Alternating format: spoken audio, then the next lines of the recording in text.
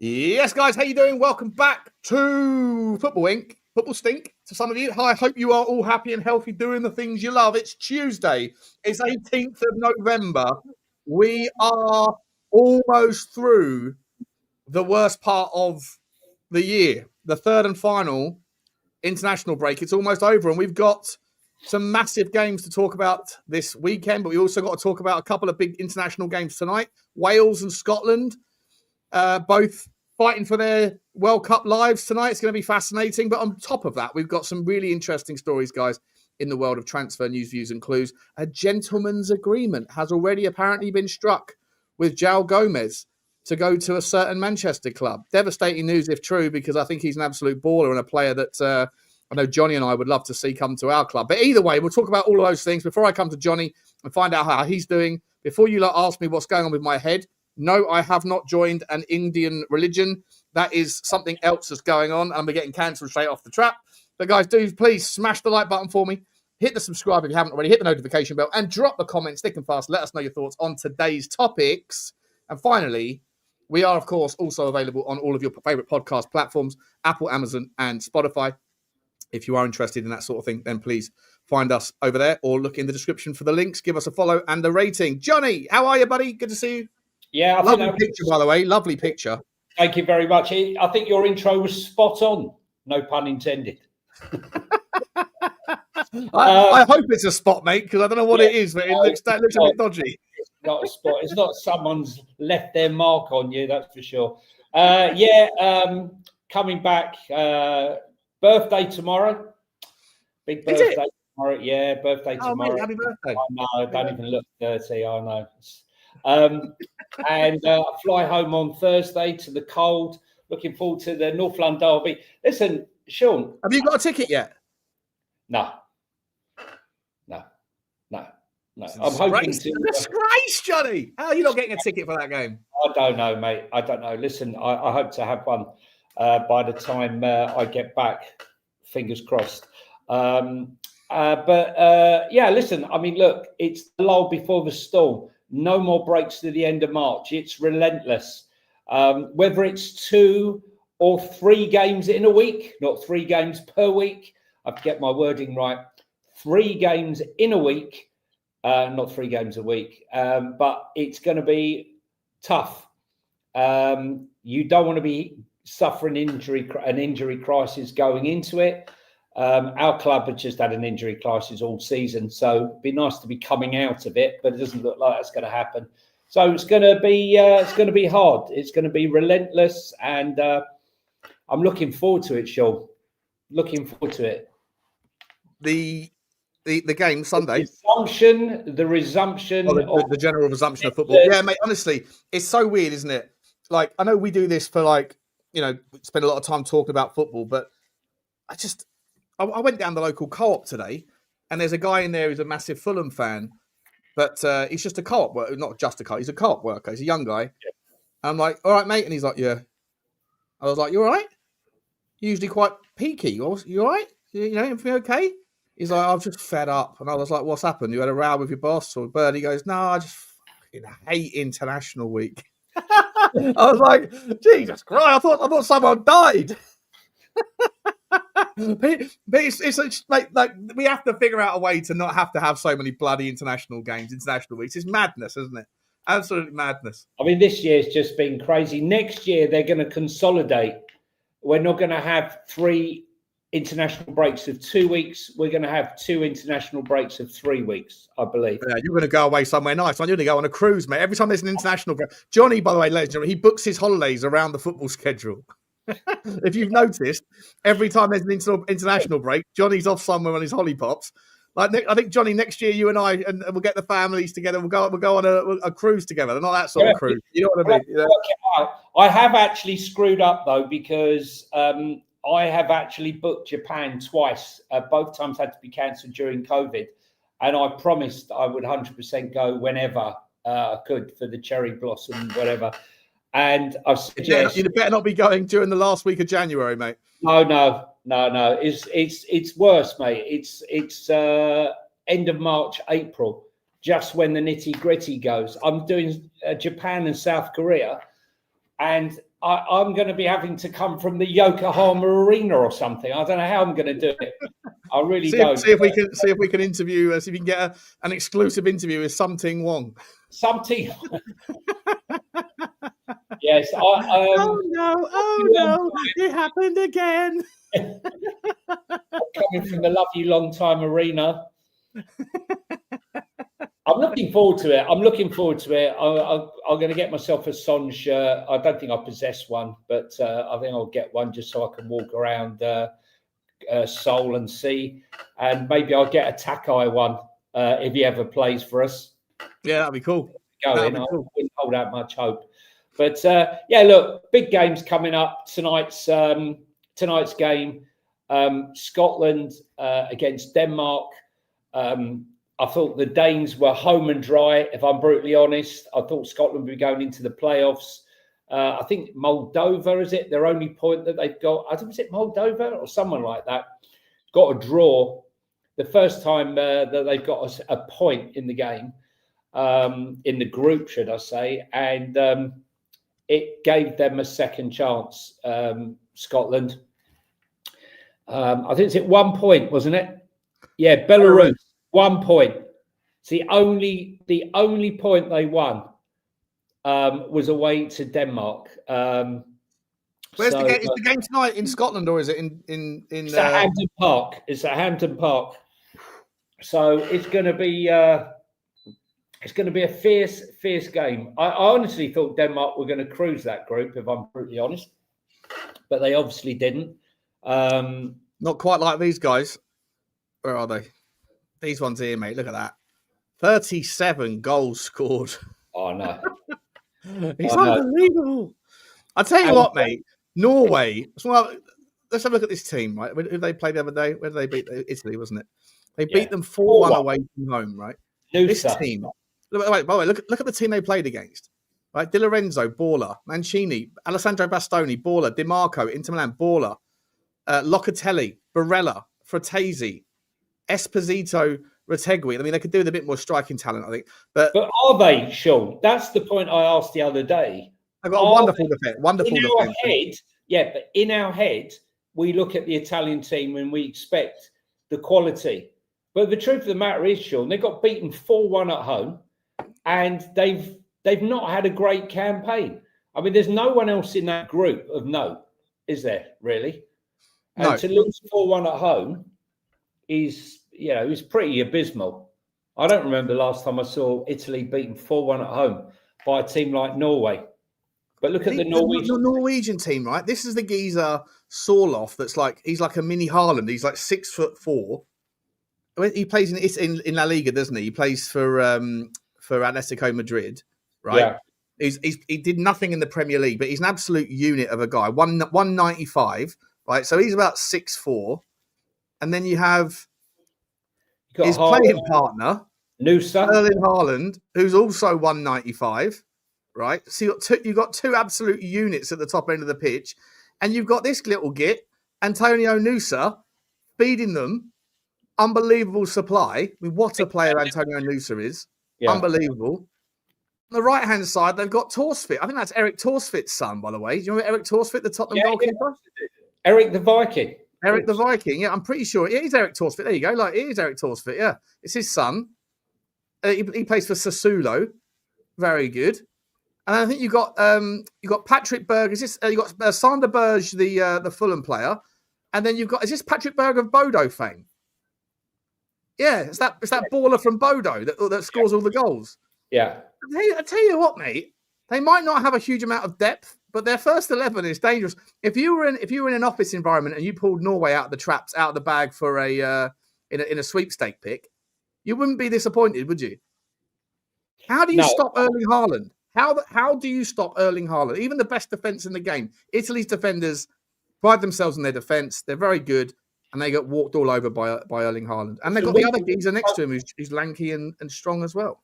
Yeah, listen, we spoke a few months ago about the strength of Scandinavian football. I didn't quite see the drop off of a cliff that Sweden have suffered, but Denmark have done very well. They were waltzing it until that really strange draw against Belarus at home, which was mind blowing. But look, this is a good team. You won't want to be drawing them in the World Cup. The thing is, and I don't think they'll be seeded. Will they be seeded? I don't know how it works, to be honest. The weather, Sean, the weather, mate, when you're playing in 36 degrees, this high humidity, all of that stuff goes out the window, doesn't it? It's going to favour the South Americans, the African teams who are used to that sort of summer heat and humidity. It's going to be a nightmare. It's going to be very difficult for. I'm guessing a lot of the games though would probably be in the evening because their evening is. Oh no, wait. No, a lot of their games will be in the daytime to suit European times, won't they? Right. Yeah, good point. Yeah. So it's even worse. Correct. That's a good point. But I'm sure. Well, they might have, for example, a late game in LA, which will be probably morning in the UK. Yeah. So, or do the Americans give a shit about other people's time zones? I'm not sure they do they? Hey guys, listen, we're America, right? We do it the way we want to do it. They're running past Donald Trump. I mean, he is running Infantini. I think his head is wedged up Infantini's backside at the moment. Yeah, a little bit of a caterpillar man going on. Let's welcome everybody. Can't speak. Welcome everybody to the show. By the way, big up. Good to see you, Danny Boy. Good to see you, Geeksy Boy, my man. Ryan Garcia, Wolves fan. Good to see you. Daniel Sandoval, haven't seen you for ages. Let's get Noosa. I love Noosa. I think he's a baller. Let's start with a little bit of Tottenham news. Would be remiss of us not to placate the majority of the fans in the chat. You need a Noosa around our neck, Sean, after he failed the medical. It would be an Antonio nuisance if he went somewhere else, though, Johnny. I think it would. But some people said he'd be a noose around our neck, if we signed him, because knowing Spurs, he would sign and then he would break down, never to play again, no doubt. Like half the players, Mawani, I don't think he'd had one injury in his whole career until he came to us. He had a dead leg that lasted weeks. Now he's got a broken jaw. Who have you got there? We've got Antonio. No, we've got Takefusa Kubo. So story out today that the guy who's like a big Real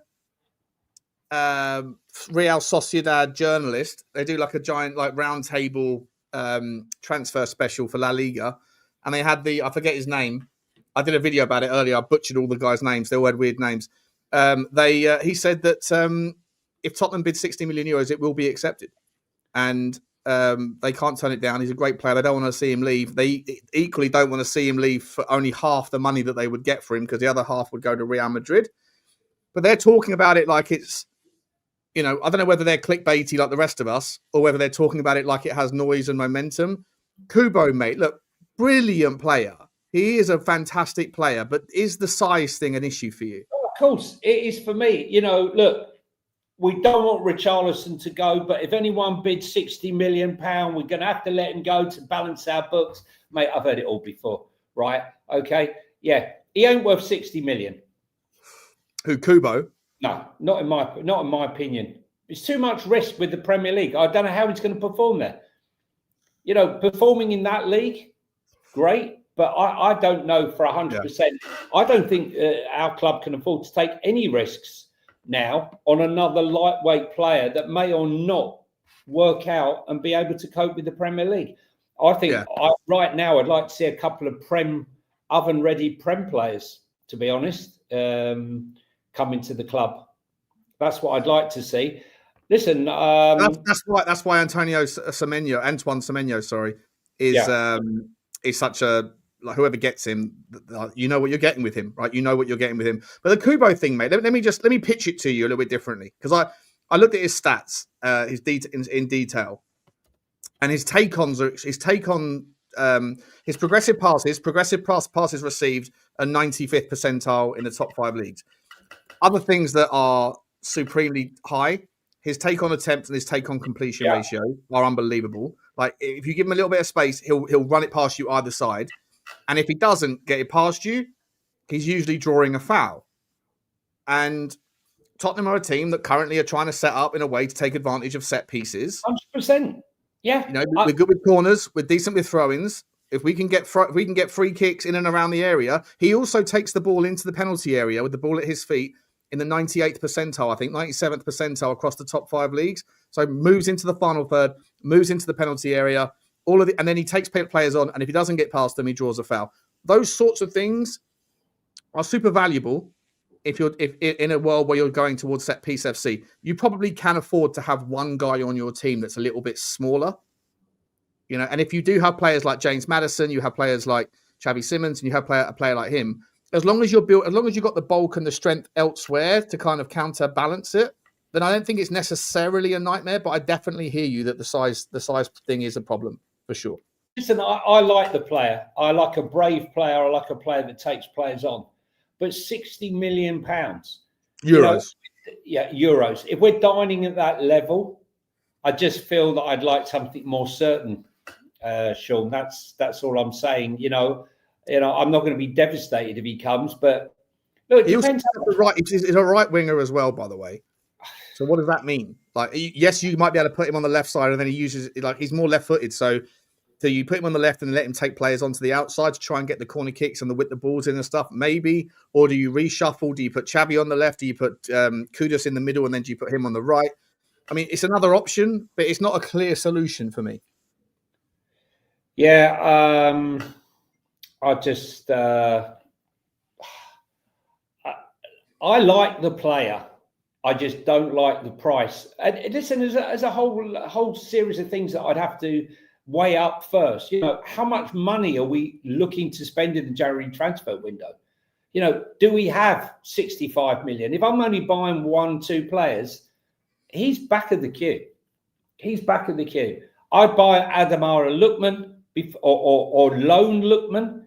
I'd loan Lukeman with an option so that I could use the money that we haven't used to purchase anyone in this window to go and actually buy someone else, a striker. If you can't loan Lukeman, if you can only buy him, would you would you roll the dice?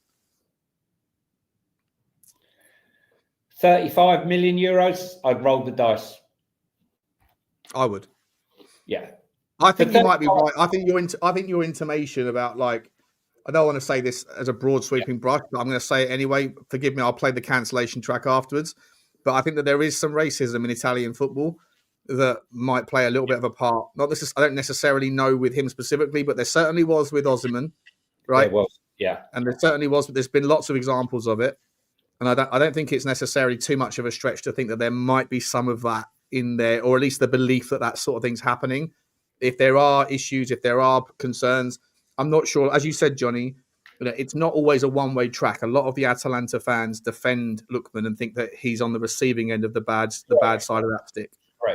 Correct. So, look, I know that Lukeman can handle the Premier League.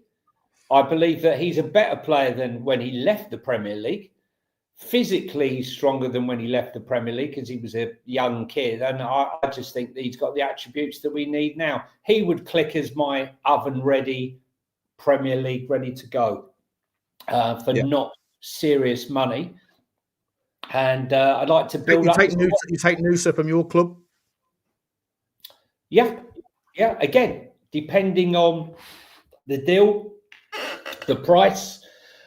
We'd have to probably have a caveat in there whereby we pay what they pay, plus we play bonus for every year he manages to get through without having the breakdown with his injury.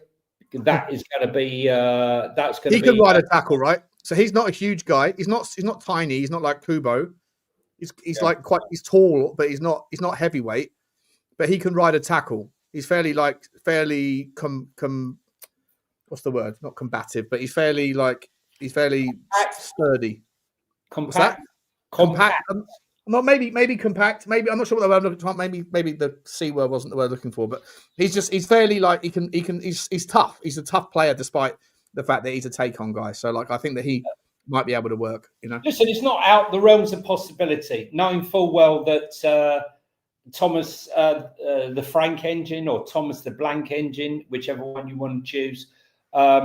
He tried to sign him and they would have signed him at Brentford had, he'd not failed the medical for whatever reason that was. So Maybe if there was a way round buying him, Spurs would, if the deal was right. I think, there's so much speculation now from all clubs. Liverpool desperately needs centre-backs. Spurs desperately needs strikers. Leeds desperately need a striker. Everton need a couple of players. Their squad's not great in depth. Aston Villa not looking too bad. Maybe another striker because Ollie Watkins seems to be firing more blanks than the Territorials. Yeah, what's happened to him, mate? What's going on with him? Like, is something happened in his private life, or is he just like, was he pissed off with the way he was treated when Rashford came to the club? Like, has he not got over that? Because he kind of became second fiddle, didn't he, to Marcus Rashford last season for a little bit? I don't understand. If you can't get motivated to drive yourself to start performing with a World Cup year on the horizon, and you were in Thomas Tuchel, little Tommy Tuchel's World Cup squad. Little Tommy Tuchel. Sounds like a name of a book. Yeah. Little Tommy Tuchel goes to market. Yeah. So he's asked him where his papers are, and look, he's miles off it right now. They sold John Duran for the money, and FFP. They signed Gassard. What was his name? Evan Gassand. Yeah, he hasn't really hit the ground running. He was such a baller in France as well. Yeah. He's an example of Eugene. Yeah. Friend of the show, friend of the Spurs Talk Show as well, and friend of Conspiracy Corner. He's always saying like, I don't care how many goals the geezer scored in Germany or Portugal or whatever, Prem proven, or I'm just not interested. It maybe goes a little bit too far with that take, but I think Evan Gassand is an example of that fear, because Evan Gassand was an absolute monster in French football last season. He was so good, lovely to watch, and he's come to Aston Villa and he's done relatively fuck all. Have the Premier League got so much money now? They're throwing it around, and we are feeding European football. No two ways about it. Saudis, yes, but on the whole, the Premier League feeds Europe. And when I look at Sesko and Xavi and Florian Wirtz and some of the other signings that are coming across for huge sums of money, and how many of them are smashing it right now. Some of the best ones are the ones Prem proven, like your Granit Xhakas. Which is why I think that Ademola Lookman didn't actually do this. This is another kind of concern, though, right? Is the reason why he's so good in Italy because he just stepped on the pedal and had a go and became better and bigger and stronger and matured on his footballing side at least? Because you go back 4 years when he was at Fulham, and before that, Leicester, I think, was the last place, then Fulham, then Everton, and Charlton was the first place he was at. He didn't really. He's a young kid. For me, he was a young kid, not a great club. Yeah. But I think he has the physicality, and let's be honest, right? Definitely got the physicality. 100%. When you're scoring that goal, Italy's one of the hardest leagues to score goals in, because the whole shtick in Italy is about defence. So, if you go there and you're doing it regularly in Italy, I believe that you can come to the Premier League and do it here. Must have a potato or harmless potato. Obviously, Walter Marday and Ekitike are the best. Right? Know that. He's referring to a guy above called Mustafa Mukarab, and you've merged the two names. Mustafa Potato. We're getting cancelled now for sure. Here we go again. Oh no, it happened again. What did he just say? I guess it's time to say goodbye. We're getting cancelled today.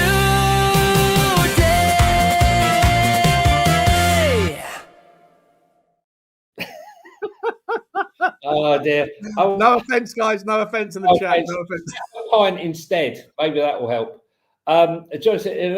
Look, I think that I like Walter Martin, and I'm really a big fan of Ekitike, but they seem to have just struggled a little bit. Ekitike, I don't know whether it's the Liverpool system, but Walter Martin. Oh dear! If you're listening to an audio, there's lots of potato emojis popping up. I think when you're desperate and you've got so much money like the Premier League have, I think we're being held to ransom and overpaying for so many of the players that are in Europe right now that it's almost, we used to say there's a Premier League tax, but I'm beginning to wonder whether there's some better bargains to be had in the Premier League than risking going into Europe and overpaying for certain players. I mean, you just said that, the winger, our Japanese winger, 60 million euros. What could you buy for 60 million euros in the Prem? Well, I mean, Joao Pedro cost about the same, didn't he? Yeah. Mateus Cunha, I know who I'd rather have. Money. Yeah, same sort of money, right? Yeah, and Kudus, same sort of money. Correct. Bruno, same sort of money. Not different. I mean, a little bit more, but yeah. So for me, I think it's not that different, is it? It's not that different, but the quality and the things that the known knowns versus the unknown unknowns or whatever. Yeah, I mean, I just think that you would always pay massively over the top compared to European prices for players. That what Man United played for Højlund, 70 odd million euros, and what they played for Sesko. I mean, you saw the German, the Bayern Munich chairman turn around and said that Walter Milde, what Newcastle paid for Walter Milde, is an absolute joke. He's never worth that in a million years. From Schalke. He went for 80 million, didn't he? 80 million euros in the end, was it? 75? It's a lot of money, but what a player he looks. What a player. Yeah. What a player. 60 million for Simmons. Yeah, he'll be fine. Xavi Simons will be fine. He's going to adapt. He's a smart kid, good player. He will. He's just not enjoying it. I don't think he's enjoying it. I think he's happy. Scored a nice little goal last night, though. But Johnny, I want to talk to you about some of these stories that we've got. Right, we're talking about home, Premier League proven. Joao Gomes. I see Danny Kiriaki. Big up to you, Danny. Saying big fan. Yeah, massive fan. Danny said a couple of chats ago, boys, have you seen that Manchester United are apparently going to sign Joao Gomes for 40 million? Yeah. I mean, Danny, I don't know if you saw the thumbnail or the title of the show, but Joao Gomes is in both. So yeah, we have seen it. Appreciate you bringing it to our attention, though. Joao Gomes, mate. Apparently, it's a gentleman's agreement that he's going to join them in January for £40 million, which is about 50 million euros. What a player! Let me tell you, 2 years going on about him. I remember when Spurs played, he won the ball back, Joao Gomes, on the edge of our box, passed the ball to Pedro Neto, who ran down the right-hand side. Joao Gomes ran past our entire midfield, including Bissouma, to get on the end and be in the box to meet the cross from Pedro Neto to score the goal. Yeah. I've been a huge fan of his. He tore us apart that day, didn't he? Tore us apart. He absolutely did. He bossed us. But I think the ability now for Joao Gomes to link back up with Mateus Cunha. Mateus Cunha has not looked as good at Man United without Joao Gomes and that link play. That's my opinion. And I'm not surprised they've come in for him and to link him up. I think Man United will be a much better team when those link up. And I would be putting Mateus Cunha into my fantasy team if Joao Gomes goes there in the January window. I don't know what Manchester United to their spine is getting quite old, isn't it? And so bringing in someone like Joao Gomes that can take over from Casemiro if they want to play him there, if they want to play him slightly higher up, alongside in a double pivot, alongside Bruno, for example, if Bruno's still there, it does sort of almost I'm not going to say completes United, but it certainly really is a perfect, seamless transition. We've been saying this for ages. I said it. I did a video about this guy, about 10 DMs or 10 midfielders that Tottenham should be looking at. And this was 2 years ago, and Gomes was one of them. And I really think that Tottenham should go for it. I know Ryan's in the chat. Sorry, Ryan. I know you're a Wolves fan. I don't know why I called you Ryan Garcia, by the way. I think there's a boxer called Ryan Garcia that. Look, I don't know. Anyway, but I think it's a perfect transfer. And unfortunately, if Man United are going to come calling and Tottenham come calling, they're still above us in the pecking order, even though I don't know why they should be, but they are, right? Well, they are, because they're Man United. Ryan, I know all about Nouri, obviously, but Gomes and him have like a friendship and understanding as well. And I think, when I've been to watch Wolves away, I remember, was it last season, Cunha came off the bench, Joao Gomes and him, I think they just link well. I think he will add more to the team, especially when Casemiro is coming to the end of his contract.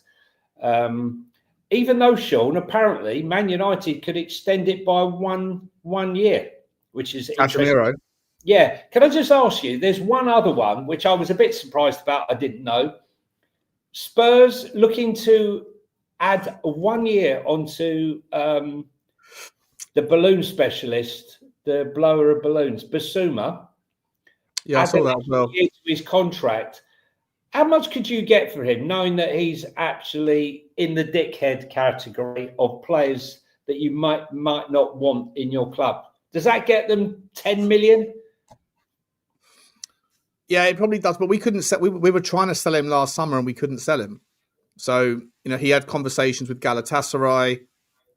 I think he's playing. I think he's trying to run his contract down. Yeah. And so any idea about the extension thing? I hear the logic. But I'm sure that an extension has to be agreeable to both parties, unless there's no, if the club want to do it, they get to do it. I don't know. Got no idea.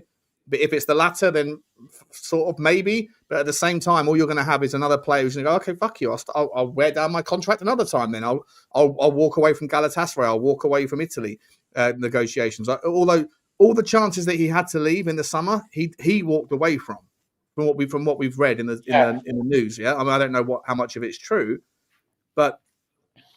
So if you sign him, if the contract extension idea is literally something that both parties have to agree with, I don't think he will. And if it's a one-sided thing where the club just say, no, we're going to keep you on because we want to retain value, I would imagine he'll just sit there and say, you know what, fuck you. It's the rub, Sean. If he was fit right now, he'd be on the bench and probably getting minutes. And you know what? I think he'd actually be a happy Bissouma. I think he'd actually be offering a lot of value. I'm just wondering, this is what I was going to lead to. Do you think all the stuff that's happened to him, he's, someone somehow got hold of his Coots bank account and defrauded him? Allegedly.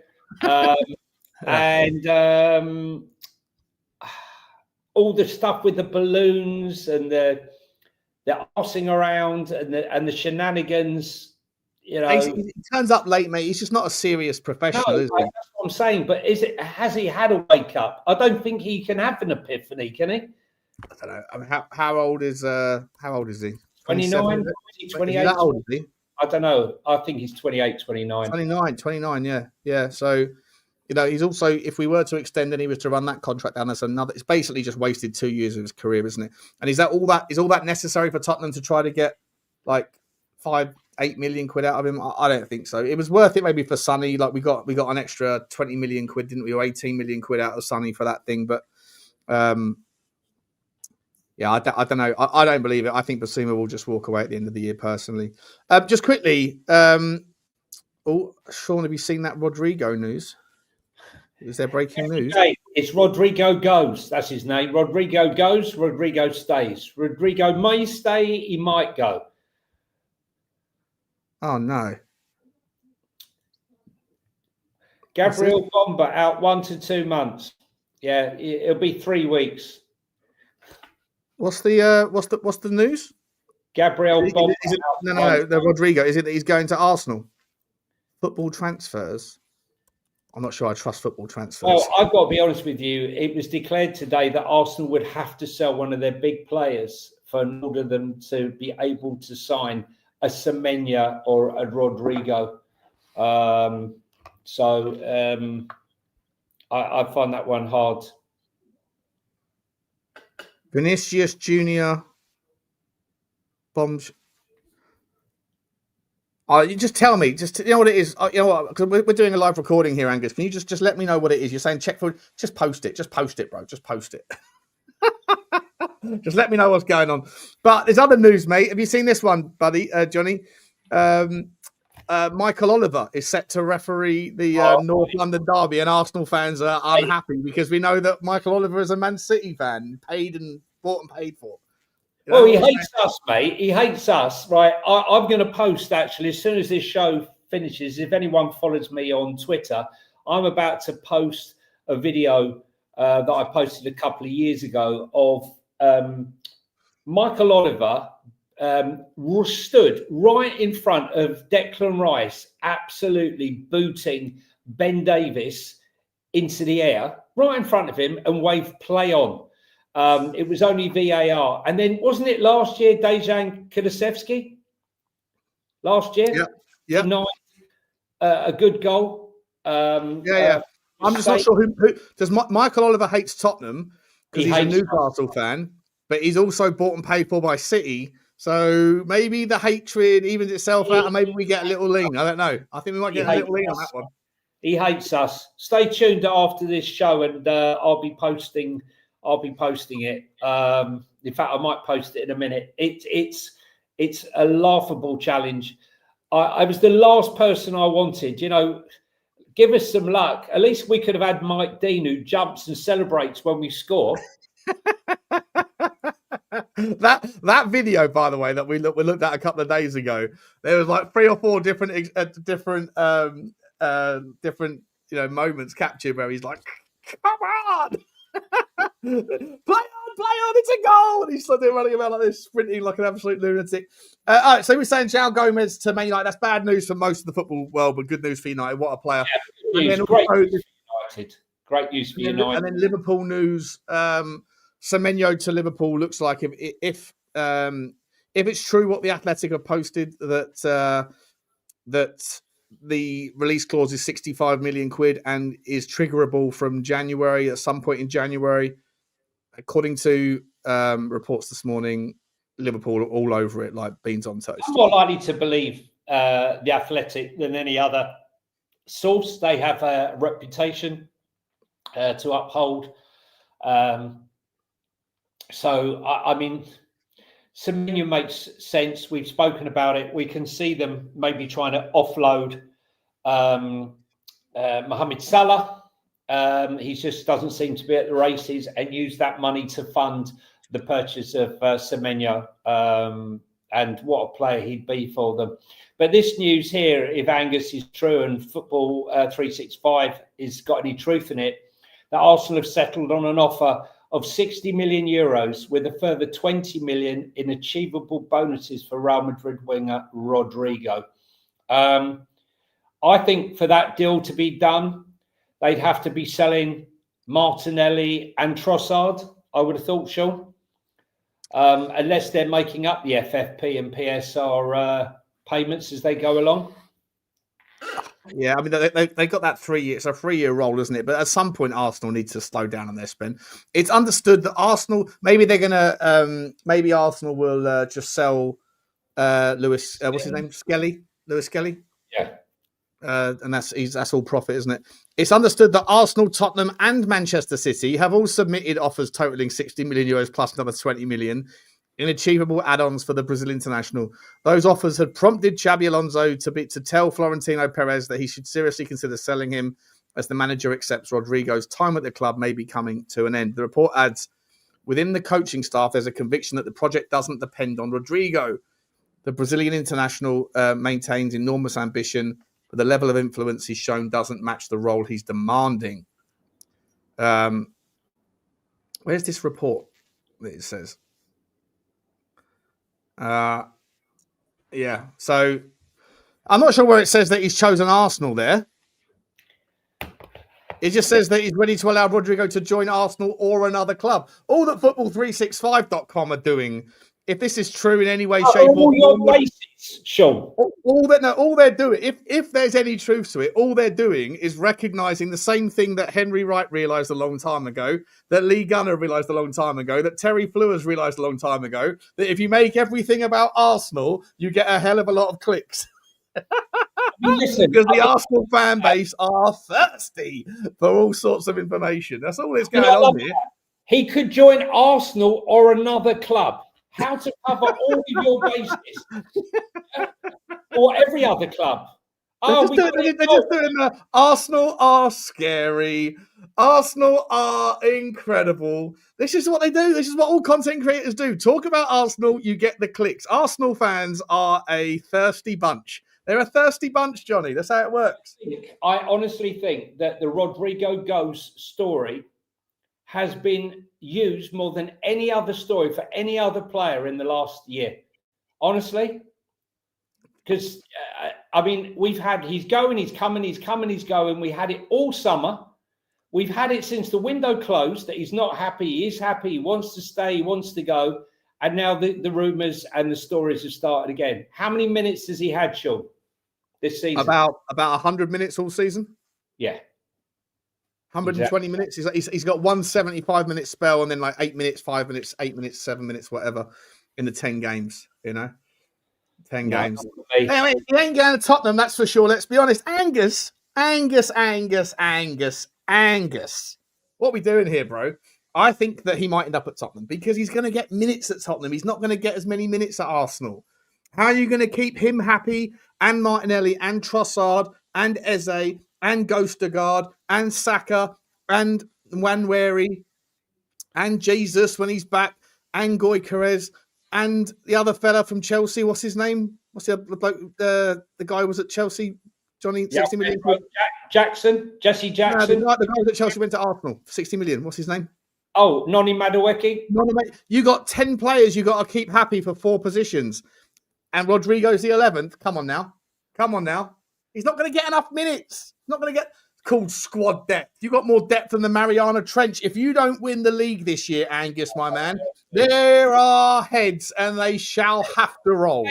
Gabriel's out. How does that bother you, mate? How does that bother you? You've got Hincapié, you've got Mascara, you've got White, you've got Timber, you've got Calafiori. I mean, like you've got so many defenders, you don't know what to do with them all. And Havertz, I forgot about him as well. You got 11 forwards that are all chomping at the bit. 11 forwards, of which nearly all of them, and you got Max Dowden, 12. You got 12 forwards. All of them want to get minutes. Hang on. And you want to throw Rodrygo in there. What are we doing here? And Nwaneri. No, I included him. I counted him already. Did you? What about no shoulder guard? Yeah, no shoulder guard. Yeah, he's in there. You got no. I'm not saying it's a bad thing, Angus. I'm just saying, how are you going to? If Rodrygo's looking at that and going, come and be the 13th man for 4 spots, and you're chomping at the bit to try and get minutes for the World Cup, whereas our boy Fabio phones up and says, "Listen, mate, we're only asking you to come here for 6 months. Just come for 6 months, see if you like it." Right? You don't got to stay if you don't want to. Like a hotel stay. Nice sort of 5-star hotel, all you can eat, all that sort of thing. All inclusive. You ain't got to stay, but you're guaranteed there's nobody going to be taking your no one's taking your sunbed, mate. Ain't no Germans there putting their towels out at 4 o'clock in the morning, taking the best seats like there are at Arsenal. You come here, front of queue. You get VIP treatment. I think Rodrygo chooses Tottenham. Listen, look, all I know is that Arsenal fans are munching on filet steak and caviar, and they're complaining that the filet steak is just that little bit too far past the rare for their liking, and sending it back time and time again. Okay, they're having a meltdown. Where Spurs have got 13 possible players out. Arsenal have lost 2. I mean, it's like I think they got 6 out now, haven't they? Got 6 injuries. I know, hang on, go and put that team out. That team that they're putting out is still well above ours, mate. Well above ours. Yeah, I don't want to hear any excuses. We haven't even got a midfield. It's true. Henry Wrong TV1. What is that? What is that logo? Is that Henry Wright been written out? Everyone. Something wrong. Something wrong. Something wrong. Oh dear, oh dear, oh dear. Listen, let's Coca-Cola, Sean. Is that sorry? We're not bringing deals to the table. Spurs have signed up with Coca-Cola. Have we? Yeah, none of this Pepsi crap. Do I need to get a thumbnail made? What are we doing here? Oh, I don't know. I think so we've a renewal of our partnership with Coca-Cola. What does that mean? Does that basically just mean that we essentially just are serving Coca-Cola when we at the stadium, or is it like something more? I don't know. Coca is also sponsoring more into the women's team. Well, I think half the women were on Coke yesterday. By the way, they were playing against Arsenal. Fantastic performance. The partnership will make Coca-Cola the official soft drinks partner of both our men and women's team. It's official. posing with a can of Coke. We've got more partners. We've got more partners than a polyamist. Yeah, we've got an official bed sponsor. I don't know what we're going to do now, though, Sean, since we lost our official 4x4 sponsor with Ineos. Yeah. We have to stay out of the mud. We have to stay out of the mud, mate. And the way we do that is by signing someone like Semenyo and a double bomber. Semenyo, Rodrygo, and Ivan Toney come to Tottenham in January. Then suddenly Arsenal are going squeaky bum one. One player that's another failure that's come from Germany. There's a whole list of them. German striker Nicholas Fulcrum is set to leave West Ham in January and is in talks with various clubs in the Bundesliga to go back. This is a complete contradiction to the story that was at the beginning of the week, where Spurs had ruled themselves out of any interest in Dusan Vlahovic. They are now, apparently, according to Gazzetta dello Sport, competing with Manchester United for his signature. The way Sesko's playing, Sean, I can see that one happening for United on loan potentially with an option. What do you mean by the way Sesko's playing? Is in you think that they need to bring someone else in?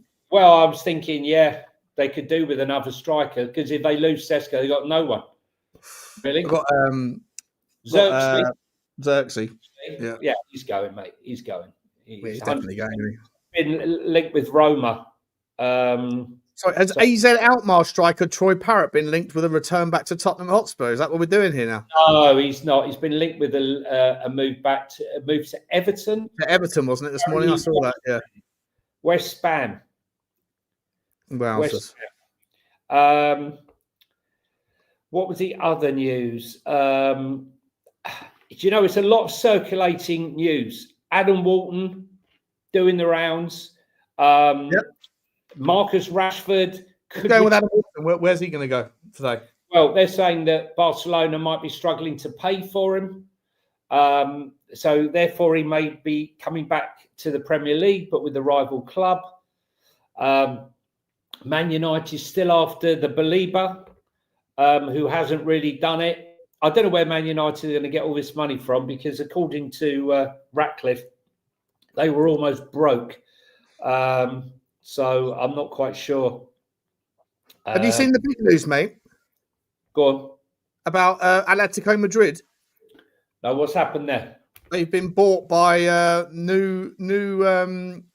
got a new owner, or a new majority owner. Oh yeah, Russian?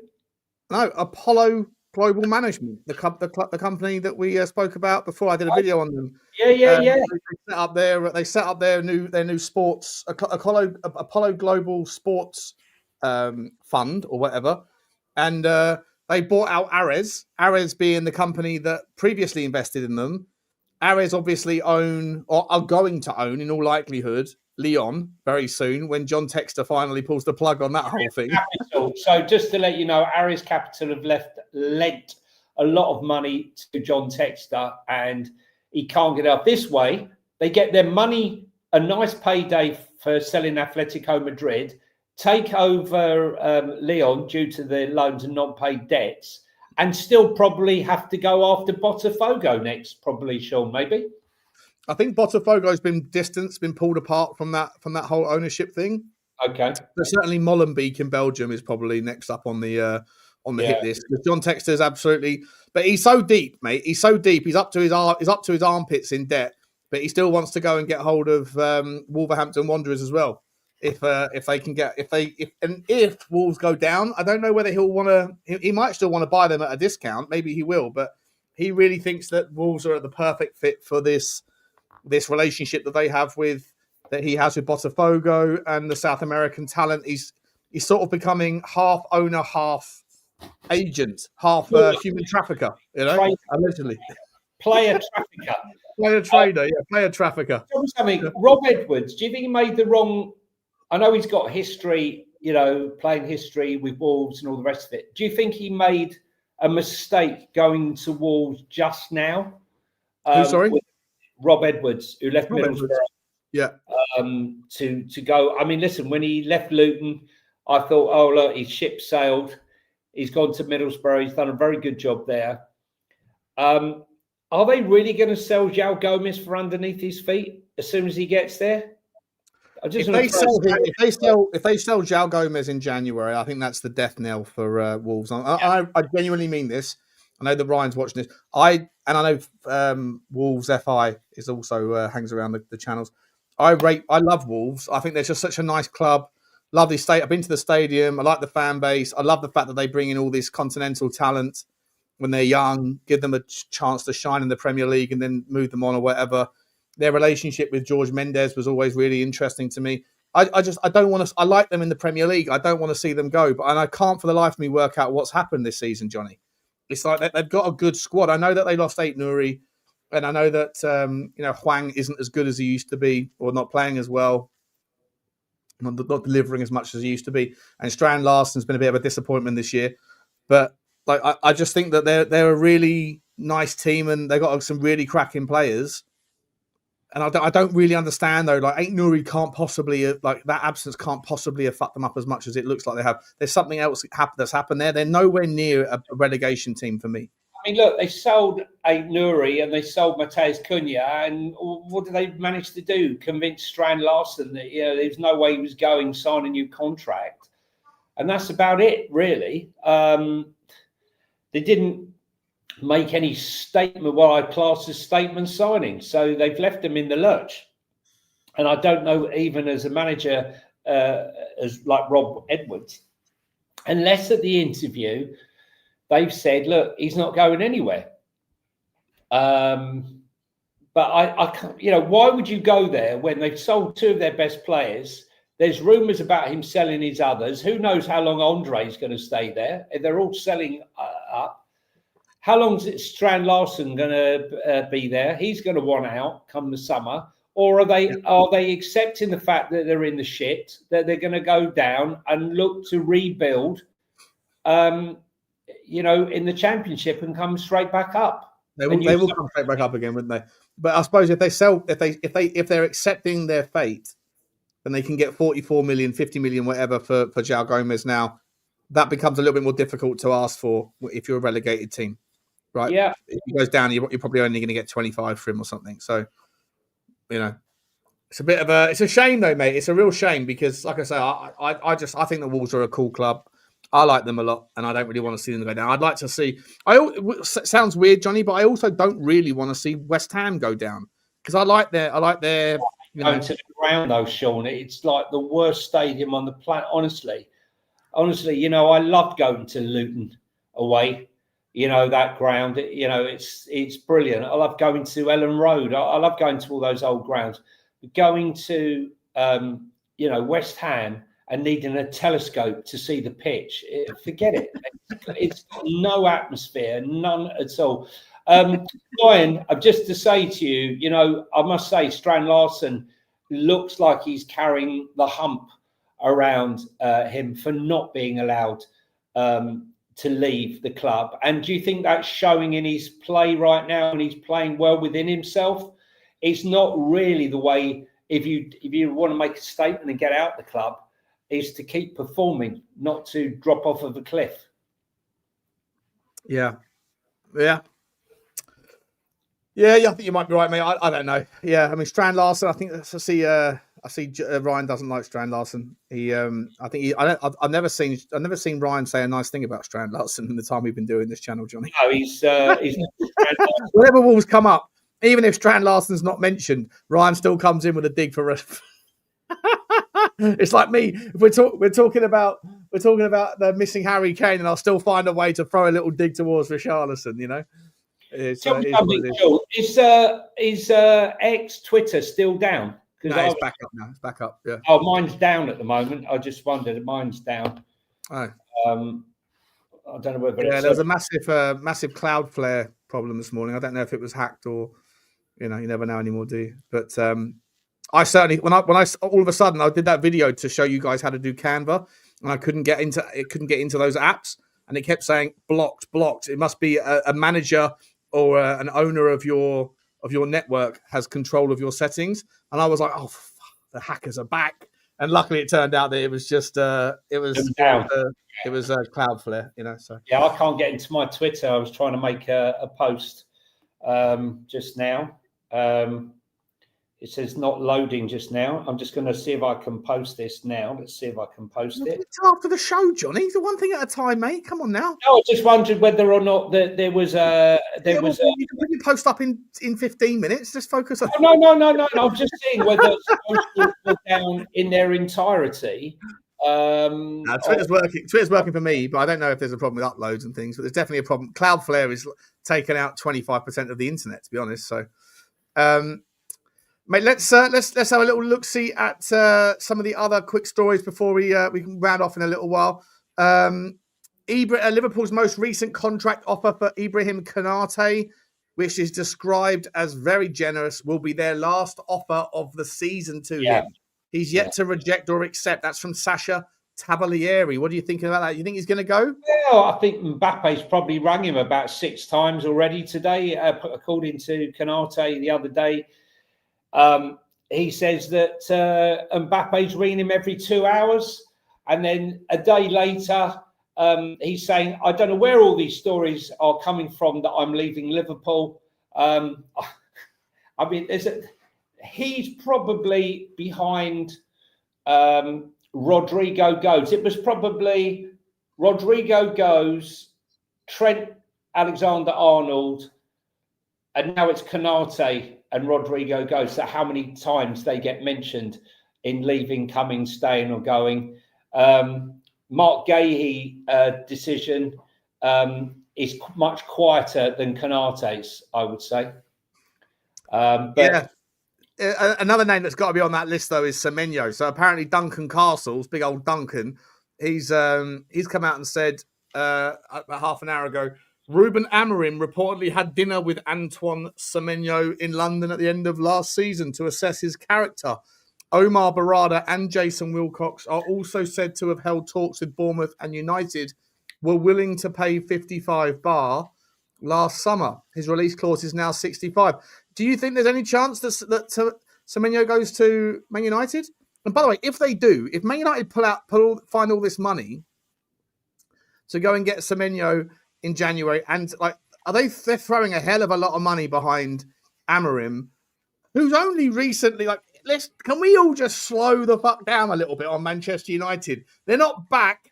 They've had 5 games undefeated, right? 3 wins and 2 draws. But it was only about 6, 7, 8 weeks ago, Johnny, that the geezer was staring at a chewing gum stain on the floor in the dugout of Grimsby Town of a 22-minute penalty shootout.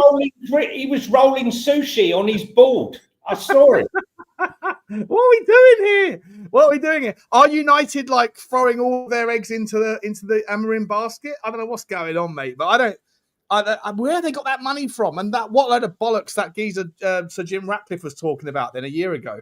He had to get rid of, what was it? He got rid of 400 staff, was it? Something mad. Yeah, made ex-players pay for current players' families to travel to Bilbao. He took away the Christmas bonuses of the 5,000 steward, the 500 stewards or whatever it was that are paid. Given a little £100 bonus. Sorry, we're not doing that anymore. We're broke. We have to turn the lights off. Canteen closed. You can have a sandwich and a banana and a sandwich. I mean, it's outrageous, mate. It's outrageous. Talk about taking from the little guy and giving it to the top. Unbelievable. I mean, how you can claim that there's no money, then go and spend, 60 million on Cunha, 75 plus on Mbuemo, 60 odd million on Sesko. I mean, come on, who's kidding who? Who's kidding who? Unbelievable stuff. I mean, he's obviously a bit of a card, isn't he? Yeah, I hope so. What's this? Did you guys see the fan overlap show with Mike Dean? It's so funny that you guys just talked about it. I haven't seen that particular episode. No, we were talking about it a few. I think it was last week. End of last week, maybe Thursday, Friday last week, when we were talking about Mike Dean being a Spurs fan and seeing him like jumping up and cheering. Apparently, when we scored. Although I was told it was nonsense. Sean hadn't seen it, and when we were playing back the video, there was 3 little incidences of him. Amazing, so very, very funny. I don't know what you said on the show. Yes, come on. Can you imagine what it's like in Turkey, Sean, with the 371 officials? Yeah. Just as the goals being scored, they're pulling out their mobile phone trying to cash out. Hang on a minute. Cash out. There's something wrong with the ref's earpiece. I just need to go to the touchline. Imagine hearing the VAR. Yes, could you? I don't know why I'm going into a deep voice. Please, check the VAR, but before you do, cash out quick, cash out. Please go over to the VAR. Please go over to the VAR. I think there's a penalty there. No penalty. No penalty. I have this at 2-2. A penalty would make it 3-2, make me lose my bet. No? 3-2. Okay. Yeah. This is the turkey segment. The turkey segment of the show. Yeah, too much. Honestly, Turkey's like the gift that keeps on giving. Where did all the money come from?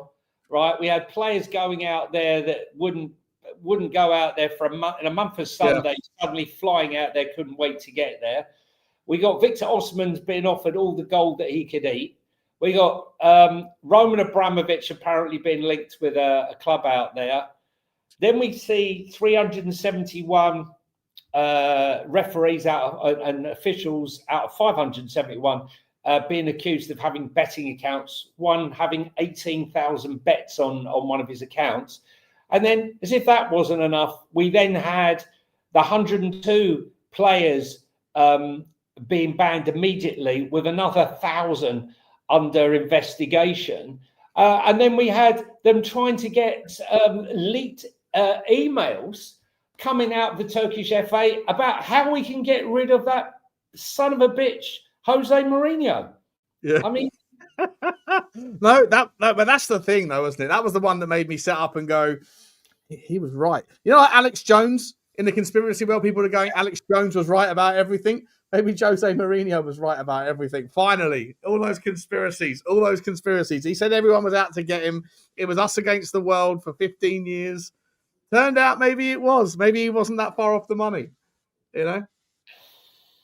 Hilarious stuff. Any other story? I've got a couple of other stories for us, mate, and then we'll round off. We won't take everyone too much more of everyone's time. Chelsea have submitted an opening bid of 10 million euros for Cruceiro's highly rated 17-year-old Felipe. 7-year-old there for a minute with Chelsea. Anything's possible. Highly rated 17-year-old Felipe Moraes, whose contract includes a 100 million euro release clause. Although the Brazilian club don't expect anyone to trigger such a high clause for a player yet to make a senior appearance, they are still holding out for a higher offer before agreeing to a deal. But he hasn't made a senior appearance yet Chelsea want him. I mean, they are all over it, aren't they? Unbelievable. Unbelievable. A couple more stories for you, Johnny. Yeah, that's right. I've just done that one. Apparently, Cristiano Ronaldo has jetted into the US to meet with Donald Trump. My God. Can you imagine what's going on there? Almost as good as me at football. Almost as good as me. One of the best ever. Unbelievable. Claudio Echeverry's limited. He's an very, very good player. The Manchester City loanee. He's playing limited playing time at Leverkusen. Has frustrated Pep, who expected the German club to give the youngster a much more significant role during his loan spell. The 19-year-old joined on loan in the transfer window with City, hoping the Argentine would earn regular starts and finally gain the rhythm he's lacked since moving to Europe. Instead, the opposite has happened. He's featured in only 8 matches, just 2 of them as a starter, and hasn't completed a full 90 minutes yet. Hey, Brazilian players seem to be making a bit of a move towards coming to the Premier League, coming to Europe and doing well quickly, like your boy Estaviao and all the others. Not so much with Argentinian players.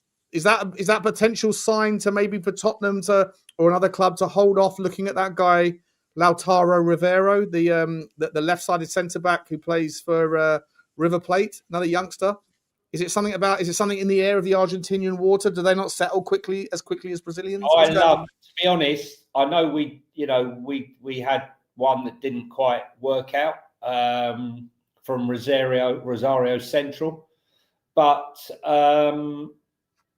no, I think Argentinian football is suited to the Premier League. Personally, Enzo Fernandez, Coutinho Romero. I think that their aggressive nature suits the Premier League. I wouldn't write off signing anyone from Argentina. Let's be honest, right? You know, World Cups, two Copa Americas, World Cup, and probably again will be one of the favourites for this coming summer's World Cup.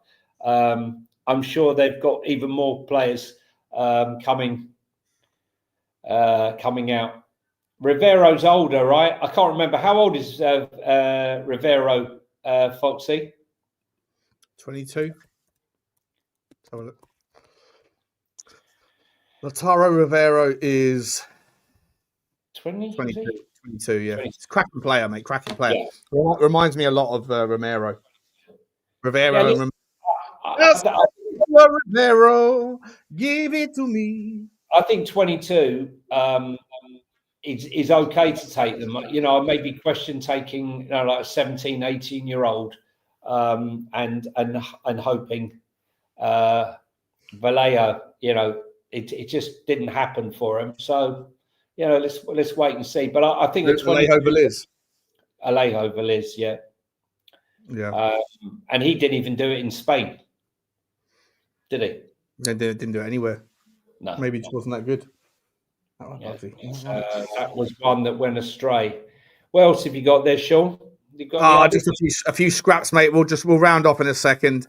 I haven't got. I think. Yeah.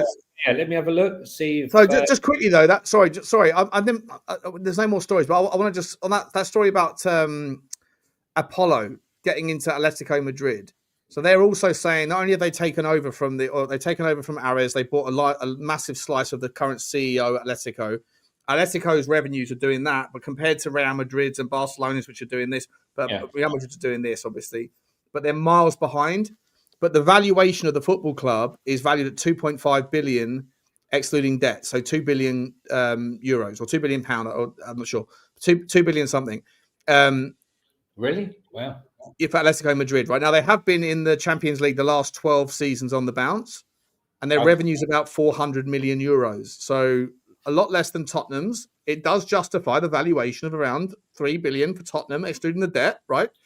But they also said that they're going to throw some money at that. They're going to make working capital available. And so the idea here from Apollo is that they want to close the gap. They want to break up the duopoly of Real Madrid and Barcelona.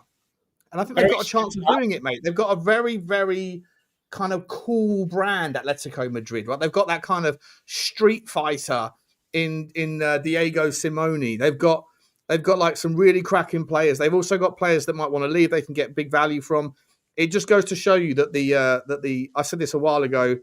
People thought that the days of private equity getting back into football was done. It ain't done.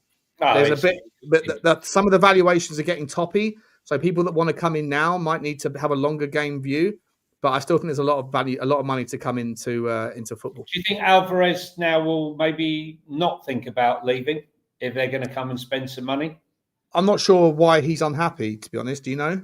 No, not really. I suppose leaving Manchester City, winning everything and going there may be a reason. But listen, they're coming in. They want to take Atletico Madrid and break up the duopoly. Like Hearts on a giant scale. It's exactly the same, Sean. There's no difference between Tony Bloom coming in with his £30 million and taking a huge stake. No, listen, he's doing it already. I think the whole of football would love it if Hearts broke the duopoly there. I think I'd like to see someone other than Atletico Madrid break the duopoly, though. You know? Something like Elche, maybe. Elche, Villarreal, someone smaller. Yeah, someone smaller. Yeah, no, I can see the attempt. I can see the draw of Atletico Madrid, though. They're not funded by the government like Real Madrid are. They don't have all of these shenanigans like Barcelona do. But what they do have is this kind of like raw. I mean, I don't know. I'm not a fan of their football necessarily, but they've got like in Diego Semenyo, they've got this kind of, like I say, he turns every game into a street fight. He's got a lot of like raw and nasty players. You don't really enjoy playing against Atletico Madrid. They make it brutal. Yeah, so I think that it's a sellable, it's a marketable kind of concept. I think, against like sort of not David versus Goliath, but certainly like a street fighter versus a wrestler or whatever. I think it makes sense. Let me do a couple of super stickers and then we'll round off. Big up to you, Houdini, always here, mate, always supporting. He started the super sticker train a long time ago. We didn't see. There was trains were delayed, mate. There were leaves on the track this morning. Appreciate you very much indeed, Houdini. Always here, always supporting. And guess who's right in behind him? Daniel Field. Big up to you, Daniel. Appreciate you very much as well, buddy. Choo to you as well. Johnny, I think we're about done for today's show. Have you got anything more we want to discuss? No, it's a bit short today. Just to say good luck to Scotland tonight. Let's hope they can turn it over against Denmark. No offence to our Danish or Scandinavian followers, but obviously home nations. And good luck to Wales in their quest tonight as well. Both games to be really difficult. I'm out. England under 17 on the verge of elimination. We won it 8 years ago, Foxy, did we not? Well, if he's eliminated, the way our injury crisis is going, I can see Williams-Barnett coming back and being in the Spurs squad. 3-0 now. It's 3-0. Oh, no. It's done. It's done. Yeah, that's a bit of a shock. That's a bit of a shocker, that one. Yeah. Austria. England being done by Austria. Yeah, well, you never know. Does only the top team go through, does it? I think this is the knockout stage now. Currently. The second currently. I think it's the knockout stage. No, we're still in the group stage. Are we? I think so. It says England under 17 played 3. Oh no, maybe I'm wrong. Yeah, I think this is the group stage now, knockout stage now. Unfortunately, guys, thanks very much for the follow. Please hit the like button, and if you are here for the first time, please hit the subscribe button, guys, and tell us where you're from and who you support. And if you're listening on audio, please hit the like or follow button. And if you get time, please leave us a review. Much appreciated. And thanks for all of your support in the chat, as always. Sean, goodbye from me. It's goodbye from Johnny. We look forward to seeing Johnny's new photo tomorrow for the background. And we look forward to your safe arrival back into the UK on Thursday, Johnny. We'll see you tomorrow, guys. Like, subscribe, and comment. It's goodbye from him. So goodbye from me too. Bye-bye. Bye.